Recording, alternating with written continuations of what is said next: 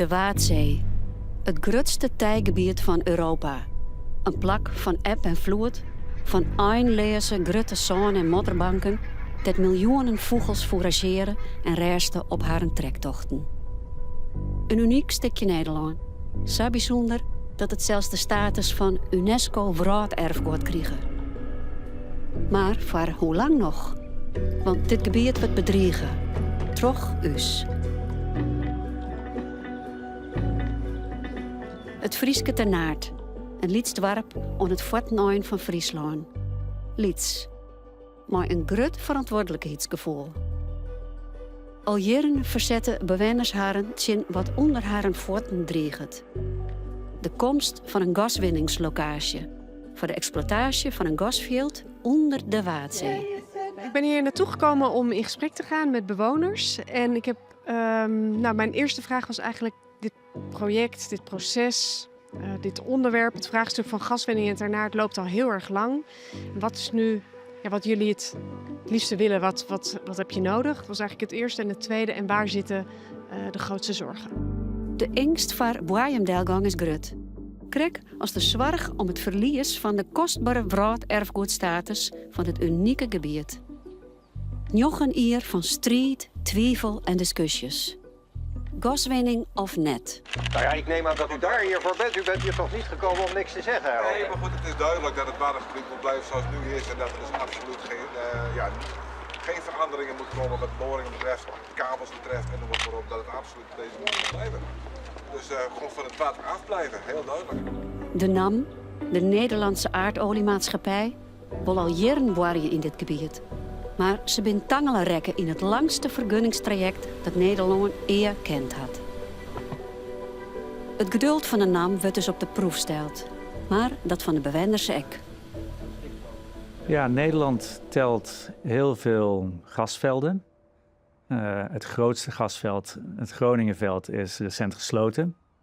Maar daarnaast zijn er zo'n 175 kleine gasvelden. En om in de Nederlandse gasbehoeften te voorzien, is het belangrijk dat er ook uit al die kleine velden dus gas gewonnen wordt. En dat geldt ook voor Ternaert. Dus hoe graag we met z'n allen misschien ook zouden willen van nou, laat Ternaert maar even zitten, want het zit onder de Waddenzee. En laten we ergens anders gas gaan winnen. Dat is er niet. En er zijn geen eenvoudige andere projecten elders in Nederland die je zomaar even aan kunt zetten. Los van het feit dat die paar andere velden die misschien nog wel aangeboord kunnen worden, op dit moment door precies dezelfde vergunningenperikelen heen gaan als we ook bij Ternaert zien. Dus er is geen eenvoudig alternatief. En de problemen die we zien bij Ternaert op het gebied van vergunning verlenen, zien we even goed op die paar andere velden die we nog in gebruik kunnen nemen. Er komen nieuwe gasboringen, onder andere bij Ternaert. En er komt een elektriciteitskabel waar je beroerd van wordt, dwars door Schiermonnikoog heen. De Waddenzee is een natuurgebied, dat is geen bedrijventerrein. Ik ben blij dat we in het afgelopen regeerakkoord hebben kunnen afspreken dat er geen nieuwe opsporingsvergunningen worden afgegeven, maar dat de bestaande vergunningen wel van kracht worden. Dat is wel het geval natuurlijk in Ternaert.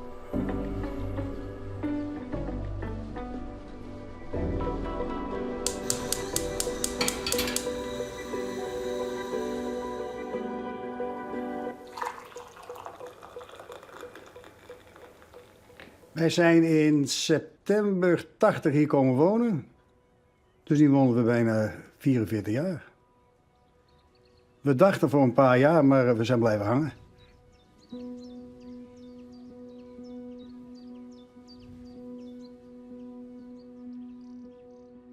Je kunt ook de vraag stellen, voor wie is het vermoeiend? Het is zowel voor de NAM als voor ons is het vermoeiend. De NAM wil ook graag weten waar hij aan toe is. En wij willen ook graag weten waar we aan toe zijn. Dus je krijgt twee partijen die eigenlijk nog niks weten. Actie voeren heeft er geen zin meer. Dat hebben we al zo lang gedaan. Men weet het standpunt. Waarom moet je dan iedere keer weer dat vuurtje opstoken? Want je kunt wel met hele grote protestacties, et cetera, komen. Wat bereik je ermee? Dat zij in Den Haag sowieso zeggen van, nou drammen we onze zin door.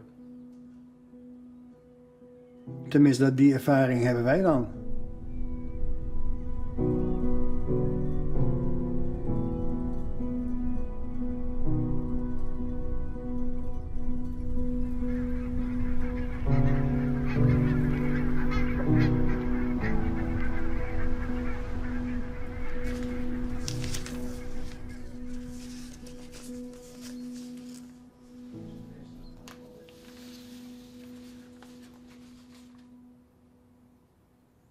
Ik heb hier alle krantenknipsels van het begin dat het gaswinningsproces te Naert in aanvang zou gaan.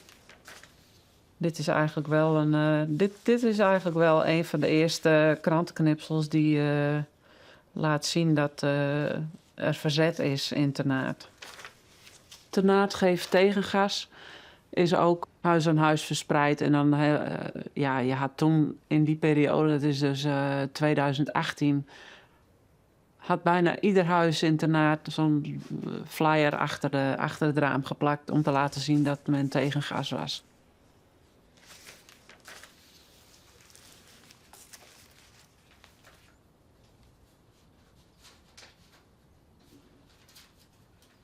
Heel raar dat je als burger je moet gaan verdiepen in materie waar je niet voor geleerd hebt, waar je geen verstand van hebt. Ja, en dan probeer je toch maar een beetje op de Jip en Janneke taal te houden. Want dat is ook het enigste wat je beheerst eigenlijk en wat je zelf weet. En om daar dan kritische vragen over te stellen en daar ook een antwoord op te krijgen. En dat is wat wij ook voornamelijk hebben gedaan. Eigenlijk dingen waarvan de NAM of andere EZK zei van nou, dat zal wel meevallen. Toch proberen hun aan te spreken op dat dingen niet meevallen. En dat als zij hier misschien 2 jaar, 3 jaar weg zijn en het gas hebben gewonnen, dat wij dan met de gevolgen zitten.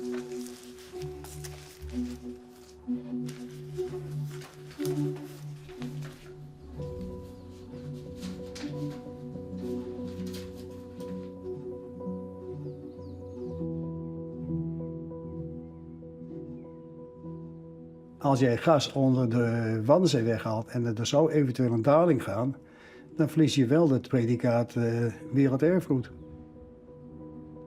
Wat inhoudt dat niet alleen voor Nederland is, maar ook voor Duitsland en Denemarken. En Duitsland en Denemarken hebben Nederland al aangegeven van, daar zijn we het niet mee eens, doe dat alsjeblieft niet.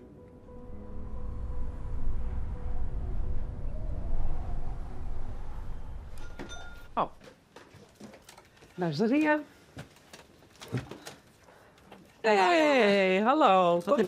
Wat heb je mooi vredeshuis heel goed. Ja. Even wat lekkers voor de gastvrouw. Nou, lekker, dankjewel joh. Oké. Nou, komt erin. Dank je. Anderen zijn er al. Oké. Nou, daar gaan we. Alles goed? Ja, Jou? prima. Met jou ook? Ja, helemaal goed zo. Nou, ja. Oké. Ja, we zijn al heel wat jaartjes bezig, hè? 2015, dat een aantal mensen vanuit het dorp Anjem, waar toen al geboord werd, een gas gewonnen. Dat er gezegd werd van, we willen een nulmeting hebben voor de huizen. En dat zegde de NAM ook toe, maar daar kwam niks van terecht. En daar raakten dorpsbewoners erg van, verontrust en ongerust. En die hebben toen vervolgens een aantal andere dorpsbelangen, Morra, Moddergat-Peersen, Soortenijkerk, Nes, bij elkaar gehaald. Van jongens, er wordt overal gewonnen. Wat moeten we doen? Eigenlijk vanuit dat initiatief, vanuit die vergadering is Vestergroen ontstaan. Een aantal mensen die gezegd hebben, weet je wat, we moeten een soort rechtspositie proberen te vormen. Ja. En dat doen we met een stichting, Vestergroen. En daar zaten vertegenwoordigers van verschillende dorpen bij. De bodembetaling op de Naad, vaste wal, zal misschien een paar centimeter zijn. Maar die paar centimeter op de Waddenzee maakt veel meer uit. Want de vogel kan nu zijn we op zijn pootjes van 8 centimeter en zo lang snavel nog bij de bodem om schelpen op te vreten. Maar als daar 3 centimeter bij komt, dan staat hij zelf met zijn borst in het water. En dan kan hij niet meer op de bodem terechtkomen.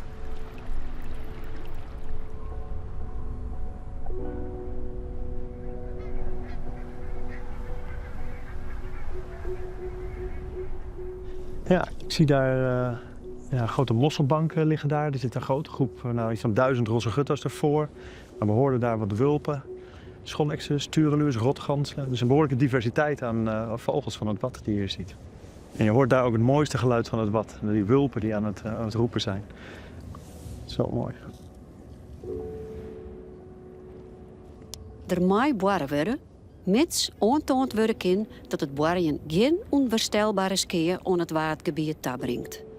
Hoe kan dat aantoond worden? Door stekproeven te nemen brengt Bijleveld secuur in kaart hoe volle boerenbisten de 4 meter aanwezig binnen.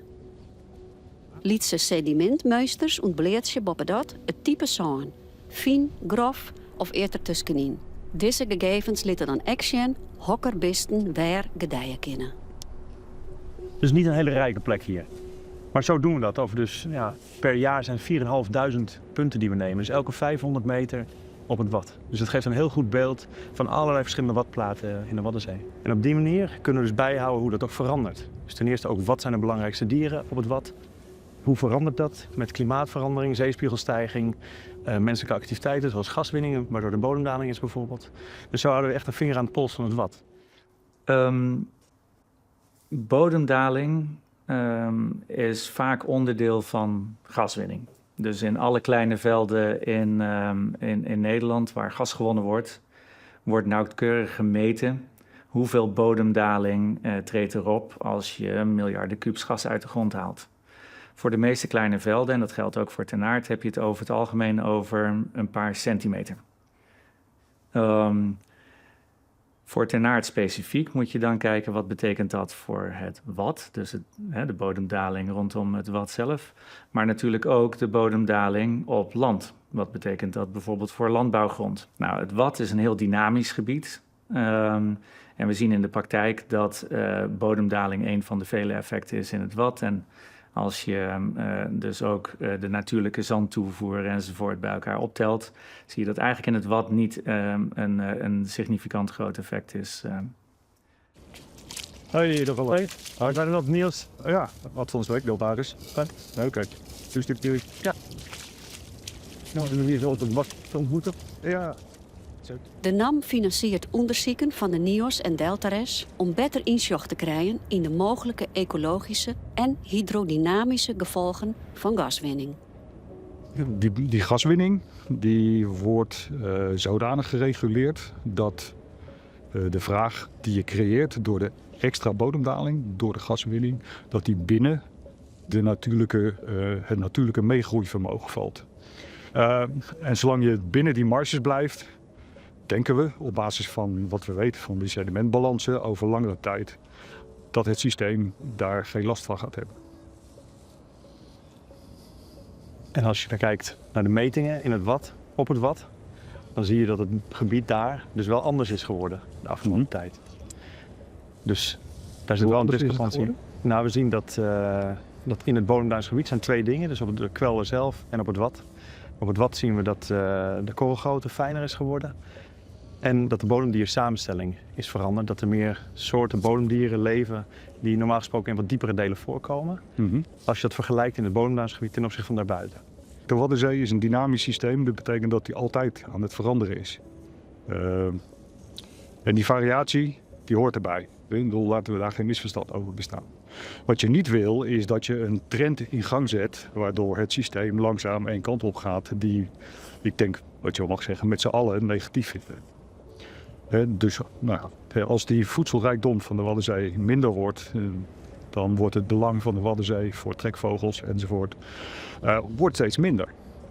En wat jij zegt ook, is een hele grote natuurlijke dynamiek. En die natuurlijke dynamiek betekent ook dat je heel veel moet meten. Of dat het heel lang duurt dat je iets vindt. En grote effecten vindt. En tegen de tijd dat je dus die hand in de kraan zou kunnen gaan gebruiken, dan zijn eigenlijk de grote effecten al geweest en moeilijk terug te draaien. Dus dat hele hand aan de kraan principe, dat is de vraag of dat echt effectief is. Ik denk van niet. Aha. Ja. Oké. Ja. Dat we allemaal zeer trots zijn op het Waddengebied als UNESCO Werelderfgoed. En dat verschillende partijen daar zeer voorzichtig mee willen zijn, onderschrijf ik helemaal. Wij willen daar ook voorzichtig mee zijn. We hebben in de beginjaren 2000 met heel veel belanghebbenden hebben we nagedacht over hoe kun je nou voorkomen dat er schade optreedt op het wad. En daar is het hand aan de kraan principe uit geboren. We monitoren bijvoorbeeld factoren als bodemdaling en zeespiegelstijging. En op basis daarvan voorspellen we eigenlijk welke kant het op gaat. Op het moment dat dat uit een bepaalde bandbreedte loopt, dan moeten we maatregelen nemen. En die maatregel kan zijn minder produceren of zelfs stoppen met produceren. Weet je nou dat wij in Wierum waren met, dat was minister Wiebes, die was daar. En die had een heel mooi verhaal over de hand aan de kraan principe. Hand aan de kraan. Toen heb ik Wiebes gevraagd. Ja, maar ik zei, ik begrijp het niet. Want de geleerden hebben bewezen dat de hand aan de kraan principe helemaal niet werkt. Want op het moment dat je de kraan dicht draait, dan wint het nou, weet je, 20 jaar. Dan zakt het ook met 20 jaar na. Met andere woorden, heb ik tegen Wiebes gezegd. Als u dan de kraan dicht draait, dan bent hij al te laat. Wat gaat u daaraan doen? Nou ja, daar werken we nou eenmaal mee. En, nou ja, dat klonk wel mooi en zo. Maar eigenlijk praktisch is het gewoon de burger een wars voorhouden. Heb ik hem letterlijk gezegd. Ja, hij moest erop lachen. Deze gaswinningslocatie is vergelijkbaar met de plande winning bij Ternaert. Daar leidt een gasbel voor een part onder het dorp en voor een groot part onder de Waadzee. Dit gas zou Friesland 10 jaar van warmte verschenken. Hoewel de NAM de impact liets houden wil, zullen bewoners een gaswinningslocatie in Ternaert net zitten. Dus we zaten eigenlijk met z'n allen met het idee van liever helemaal geen nieuwe gasvelden meer aanboren. Maar als er dan nu al geboord wordt, dan moeten we zorgen dat het veilig gebeurt. En dat als er iets aan de hand is met schade, dat er een compensatie plaatsvindt. Ja.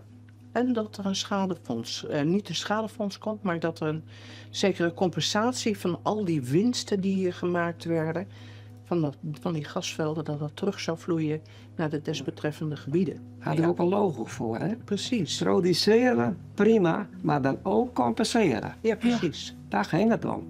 Nou, van het compenseren heb ik tot nu toe nog maar heel weinig gezien. Ja, er is een akkoord gesloten destijds met minister Wiebes voor 60 miljoen.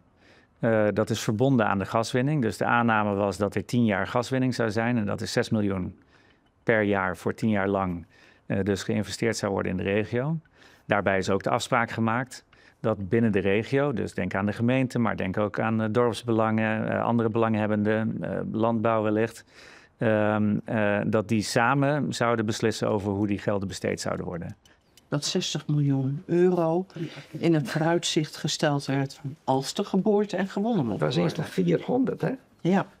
Wij hoopten toch op 400 miljoen. Ja. Dat zou een redelijker bedrag geweest zijn, gezien het veld. Ja. Maar de gemeente die ontvangt het eerst. En de gemeente kan bepalen waar hij het geld aan binnen deze twee gebieden besteedt.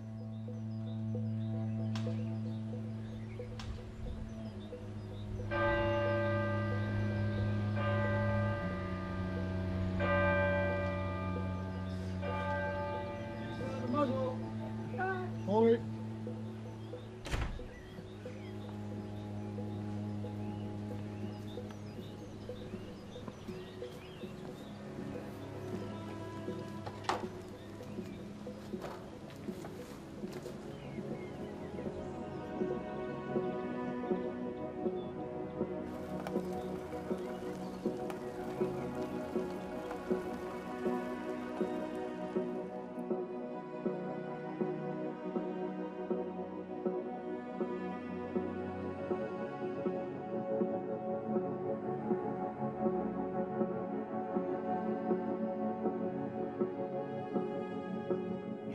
Die afsluiter die je er ziet staan, daar zit allemaal apparatuur in die meet of er eventueel ook drukverschillen in de bodem optreden.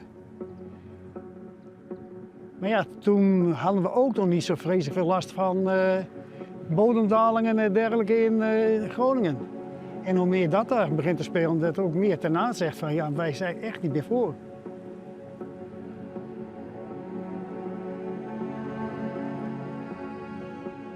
Wat heeft de NAM van Groningen geleerd? Een hele grote les die we geleerd hebben is dat we veel beter in dialoog moeten zijn met de samenleving rondom onze activiteiten. Of anders gezegd de samenleving waarbinnen onze activiteiten plaatsvinden. Nou, die lering proberen we in de praktijk te brengen op verschillende plekken in Nederland en met name natuurlijk ook in Ter Naart. Door dat gesprek vooraf juist wel te hebben met bewoners. En vooraf ook afspraken te maken over wat we wel of niet acceptabel vinden. Welke investeringen er lokaal plaats moeten vinden. Ja, dat is een harde les geweest. Wij hebben 1 keer in de zoveel tijd, de laatste tijd minder frequent dan voorheen, hebben wij overleg met de NAM, gemeente Noordoost-Friesland, Waterschap Friesland, provincie Friesland, LTO Nederland, dat is de Landbouw- en Tuinbouworganisatie, en de woningbouwvereniging. En uiteraard dorpsbelang Ter Naart en Wierum. Ja, het hoort misschien een beetje raar, maar een beetje koffiedik kijken, want we weten nog niks wat we kunnen bespreken. Als je echt iets definitief weet, dan kun je er naartoe werken. Je hebt niet allemaal wel voorstellen, we gaan dit doen, we gaan dat doen. Er is nogal een beetje wisseling geweest. Sommige mensen hebben gezegd van, wij doen hier niet meer aan mee, het duurt mij veel te lang. En dat was voor ons de reden om te zeggen, oké, wij stappen eruit voorlopig. Want we willen zien wat het gaat worden. En eigenlijk al die jaren daarna is nog steeds het ongehoord. Nog steeds. Er zijn er eigenlijk steeds meer dingen bijgekomen. Precies. Het is steeds moeilijker geworden om door te steken. Ja. Dit is wel een groot verschil tussen ecologen en geomorfologen. Geomorfologen kijken op hele lange tijdschalen. Decennia, eeuwen. Maar ecologen vaak op kortere tijdschalen. En het effect, we zien dus dat er niet genoeg opslubbing is om die bodemdaling bij te houden op die kwelders. En op het vat is dat ook maar de vraag. Dus op korte termijn lijkt het wel degelijk natuurwaarde negatief te beïnvloeden. Dus die vogelstand gaat achteruit, bodemdieren veranderen enzovoort. Ja. Dus op die korte termijnschaal is het wel zeker relevant. En zeker omdat we met z'n allen afgesproken hebben dat dat niet mag. En dan wordt er heel makkelijk gezegd, maar dat is niet aan te wijzen aan gaswinning. Het klopt, het is aan correlatie. Dus we vinden iets in het bodemdalingsgebied wat niet erbuiten is. Dus je kan niks met 100% zekerheid zeggen in dit dynamische natuurgebied. Maar wat ook zo is, de bewijslast ligt niet bij dat het gaswinning is. Het gaat erover dat er geen twijfel moet zijn aan dat er geen effecten zijn van gaswinning. Dat is de bewijslast. En die bewijslast ligt bij de overheid. Dus die ligt niet bij mij als onderzoeker om te zeggen het komt door die gaswinning. Dat kan ik ook niet aantonen, maar er moet aangetoond worden dat het dus niet door die gaswinning komt. En dat ligt bij de overheid. En daar moet je heel goed onderzoek voor opzetten. Verantwoordelijkheid voor gaswinning in Nederland ligt bij het ministerie van Economische Zaken. Dus het is uiteindelijk de staatssecretaris die bepaalt hoe de belangenafweging gemaakt moet worden tussen gaswinning en andere belangen zoals natuurbehoud of landbouw enzovoort. Maar op het moment dat wij een vergunning krijgen om gas te winnen, dan ligt er natuurlijk een verantwoordelijkheid bij ons.